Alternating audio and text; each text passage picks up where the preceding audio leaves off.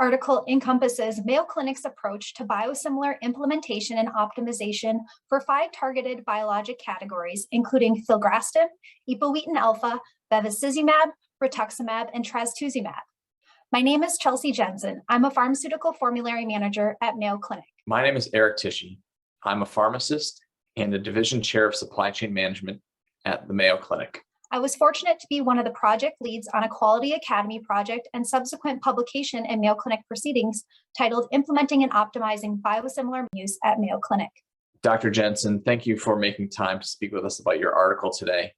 Can you give us an overview of the article's key findings? Prior to initiation of the Quality Academy project, use of these biosimilars across the 5 categories was less than 15%. And for 3 out of the 5 categories was less than 5% at baseline. Through the creation of a multidisciplinary group, including representatives from the pharmaceutical formulary task forces, our supply chain pharmaceutical contracting team, revenue cycle prior authorization, pharmacy informatics, pharmacy operations, and pharmacy and provider and nursing leadership groups, we were able to increase the absolute percentage of formulary preferred biosimilars by 69% for bevacizumab, 63% for epoetin alpha, 80% for filgrastim, 79% for rituximab, and 72% for trastuzumab. Pharmaceutical line item savings in the 12-month post-implementation time period totaled $23.1 million across all 5 categories, which is a 24.3% cost reduction.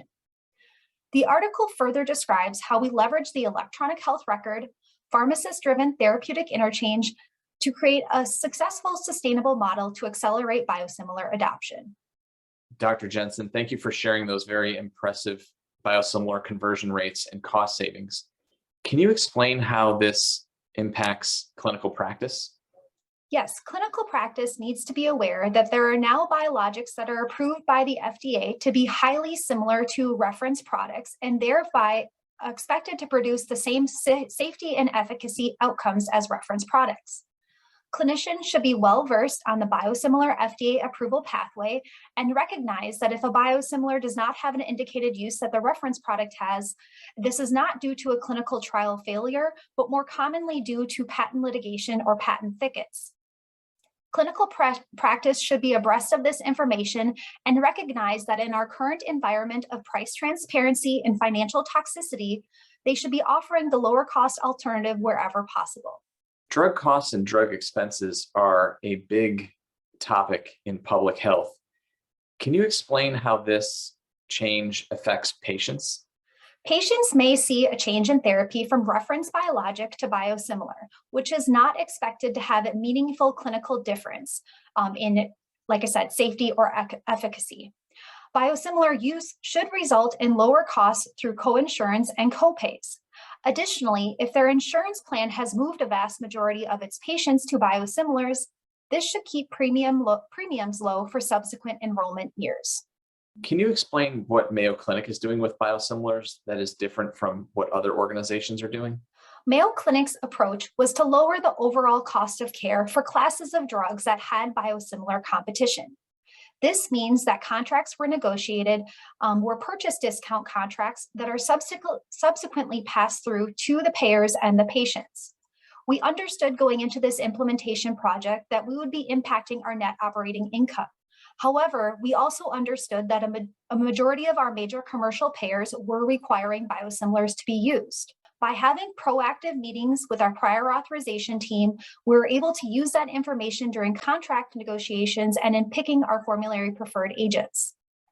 Well, it's clear from your findings that biosimilars offer a great opportunity to bring savings to healthcare, both to patients and to the clinical practice. Can you give some tips to other organizations who might be listening that might be looking to implement a similar program, how they can be successful as they embark on this endeavor? Absolutely. It is imperative to have a team approach to make biosimilar adoption successful. I would say the most important steps are to understand your payer landscape and what products they are requiring. Additionally, it's important to look at your electronic health record ordering pathways and work closely with your informatics team to come up with innovative solutions.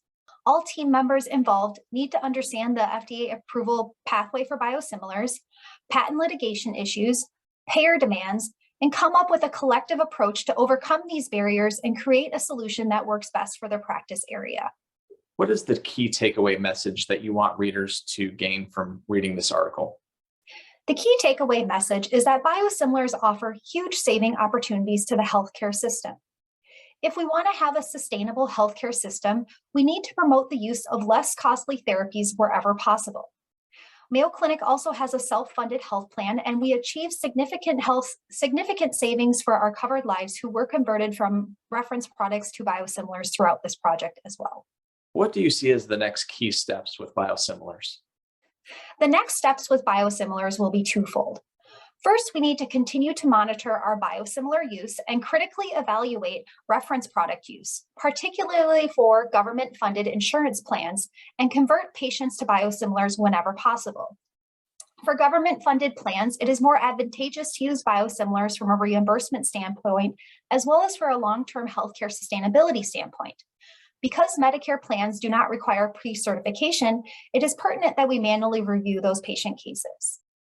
Secondly, I think there are challenges ahead if we continue to see major commercial payers mandating specific products or even mandating reference products to be used. Payers need to understand that some electronic health record systems are not readily flexible. And as mentioned previously, this does burden the whole healthcare team and puts the institution as well as the patient at risk for write-offs or surprise bills.